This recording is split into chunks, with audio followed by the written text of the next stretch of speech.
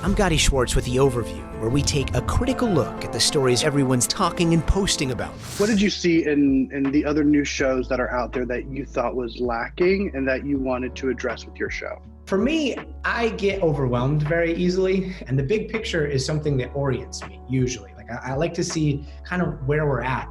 So what I was hoping to create is a place where you have a little bit of the past, a little bit of the future, and a little bit of where we're at right now.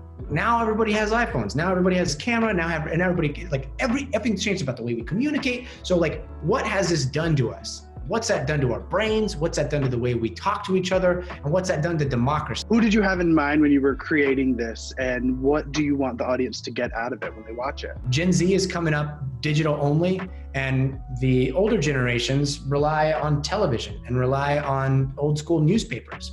So it's about bridging all those together. Those audiences, they're family. They're I know them. I know the way they talk. That's what I wanted to create. I wanted to create a space for people to be able to take a step back and think about what's going on. How did your own, Latinidad and your immigration experience kind of shape the way you view these stories and chase these certain angles? I was born in Guatemala. I am a dual citizen of Guatemala and the United States. That's the perspective that I kind of have. People are people, and our job as journalists is to report the facts, report the problems, but also introduce you to those that are affected the most. And so that's kind of how I try to frame things. I wonder if you could talk a little bit more about like breaking through that to do these interviews in Spanish, knowing that they're going to be broadcast to a really large audience, and how you get over that discomfort.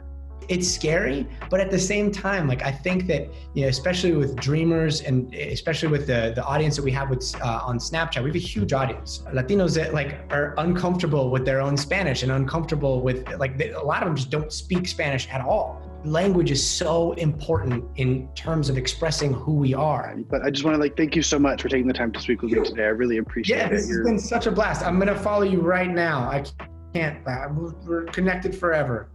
Awesome. A new perspective without the noise.